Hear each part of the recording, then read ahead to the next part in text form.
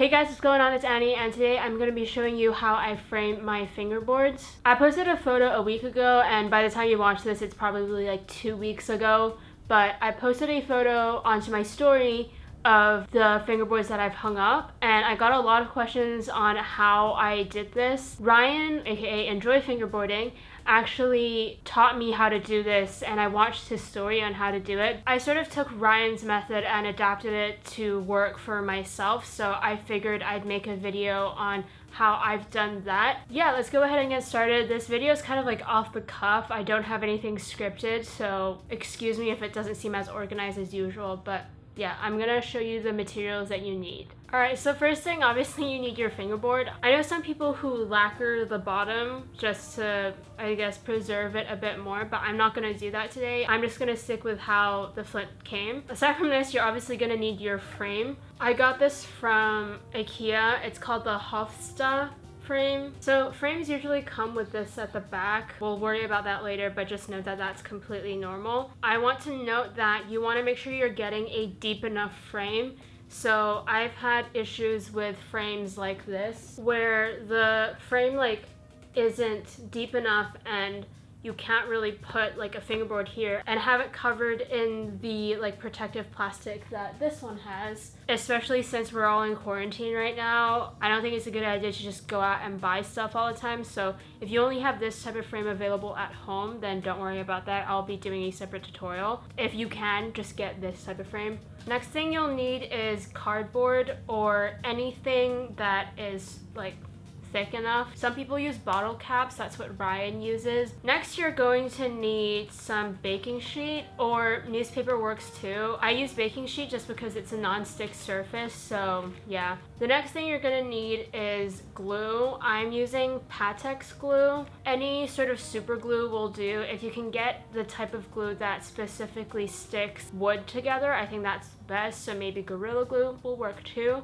Next, some appliances you'll need are ruler. I'm using a metal ruler, pencil, and a knife of some sort. So now I'm gonna move to the table to show you the actual steps of doing this. The construction was getting really loud upstairs, so I've decided I'm doing voiceover. The first thing I definitely recommend doing is making sure you have enough space to do this. You don't want to get anything dirty. So the first step that we're gonna do is cut the cardboard. The cardboard is essentially going to function as what holds our board up against the back of the frame. Basically what I'm doing here is just roughly estimating the width and length of the cardboard pieces that I need to cut that we will then stick onto the top ply. And then what you want to do is get some baking sheet or newspaper, whatever you're using, ready and laying it onto the table. And then you're basically just gonna glue. I'm doing 3 cardboard pieces here. That's roughly about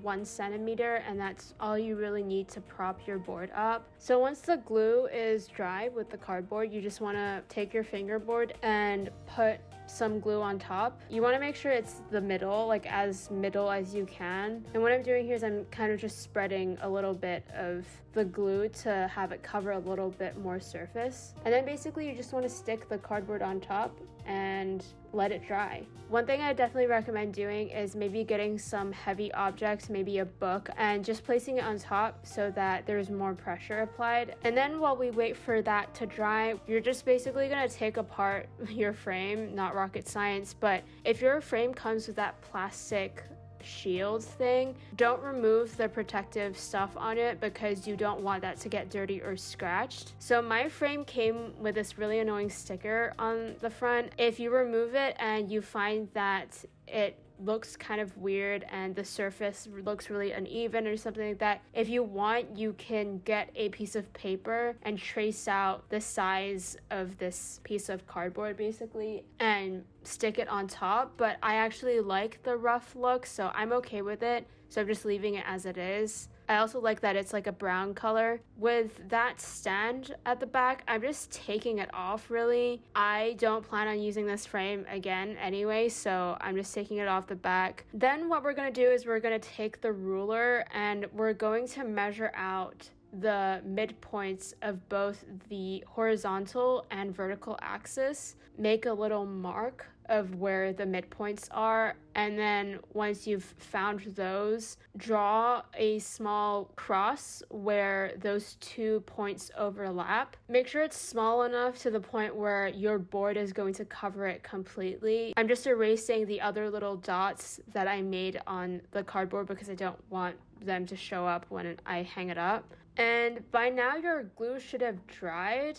If it hasn't, just wait a little longer. But you could just sort of try to move the cardboard a bit to see if it moves, and if it doesn't, then that's perfect. The stuff on the back of the frame makes it uneven when you're placing it down onto the table, so I'm just using these boards to balance it out on the sides. Then what you're gonna do is you're just gonna place the glue onto the back of the cardboard. I'm doing it on the cardboard and not the frame itself because, as you can tell with this glue, it's quite stringy. And then what I do here is I essentially just do it by eye and make sure it's centered. Again, I'm just doing all this by eye, so it's not super precise, but it's good enough and it works for me. If you don't trust yourself to do it by eye, you can definitely measure out where the respective ends of your board need to be. I find this works perfectly well for me. And now you just put it aside for maybe 5 to 10 minutes, wait for it to dry. Different glue dries at different rates, so my glue happens to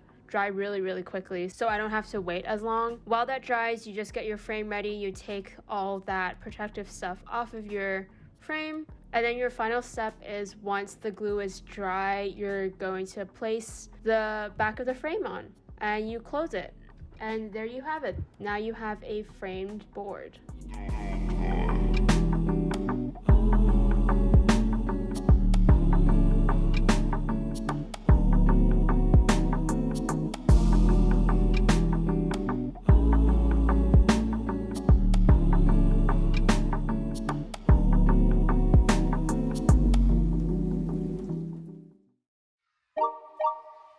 Alright, so that's how I frame my fingerboards and hang them up. This just happens to be my method of doing things. I'm sure there are other better methods, but this is pretty easy. You don't need a lot of materials and it doesn't take too much time. If I wasn't filming this, this would take maybe 30 minutes tops. Like I said, I'm going to be doing one other video specifically for the frame where there isn't too much depth. I'm thinking for that video, I'm also going to show you how to deal with multiple boards. It's pretty much the same concept. It's just more measuring and you need a bigger frame, obviously. If you thought this was helpful and you enjoyed the video, please give this video a thumbs up and subscribe if you haven't already. Don't forget to follow me on Instagram as well at nenfb.mov. At this moment in time when I'm recording this, I'm almost at 1,000, and hopefully by the time you watch this video, that number would have gone up. I do weekly videos uploading every Tuesday and sometimes on Fridays as well. But yeah, other than that, thank you guys for watching. I hope everyone is staying safe and is doing okay at this moment in time. I'll see you guys in the next video.